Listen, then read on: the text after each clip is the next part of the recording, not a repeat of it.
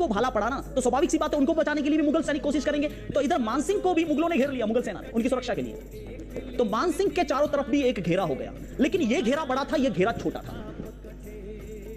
जब मानसिंह को होदे में होश आया तो उन्होंने कहा अपने सैनिकों को कि कमबख्तों मेरी सुरक्षा छोड़ो, पकड़ो उसको।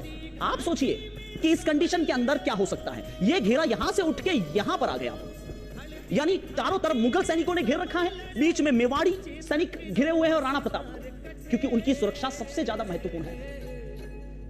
राणा प्रताप को अभी भी पता नहीं है कि उनका घोड़ा चेतक 3 टांग पे खड़ा है, घोड़े ने महसूस तक होने नहीं दिया।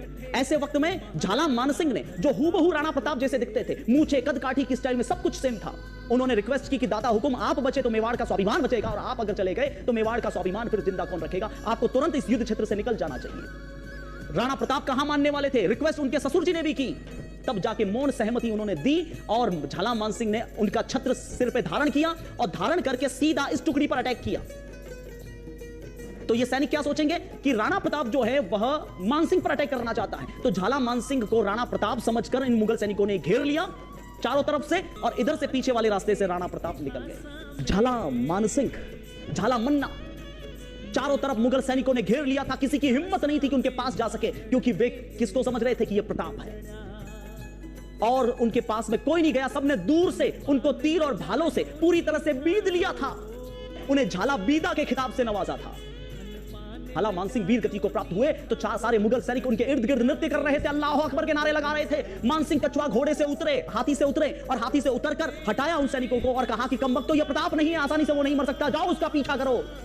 मेहत्तर खान, आसिफ खान, उन्होंने आकर मानसिंह से कहा कि जनाब मानसिंह, जब मैदान में यह हाल है तो पहाड़ियों में क्या होगा, हम मुगल सैनिकों को खतरे में नहीं डाल सकते, जितना जल्दी हो सके हमें यहां से निकल जाना चाहिए, क्योंकि फिर से रात ढलने वाली है। तो राणा प्रताप का मुगल सैनिकों ने पीछा नहीं किया, यह बदायूनी का वर्णन है। लोग कहते हैं राणा प्रताप का 2 सैनिकों ने पीछा किया, ऐसा अमर काव्य वंशावली ने लिखा है। तो मैं यह सोचता हूं कभी कभार कि अगर अमर काव्य वंशावली के अनुसार राणा प्रताप का पीछा किया गया 2 सैनिकों के साथ में, जो डरी सहमी सेना थी, वो राणा प्रताप का पीछा कैसे कर सकती है, कैसे कर सकती है? मैं बदायूनी के शब्दों की बात कर रहा हूं। बदायूनी ने स्पष्ट शब्दों में लिखा, हमारी बची कुची जो लूली लंगड़ी जो सेना थी, उस सेना को जल्दी से जल्दी ऐसे इलाके में पहुंचना था जहां आसपास कोई पहाड़ियां ना हो, मैदान हो। सहमी सेना में राणा प्रताप का पीछा करेगी इन पहाड़ियों में?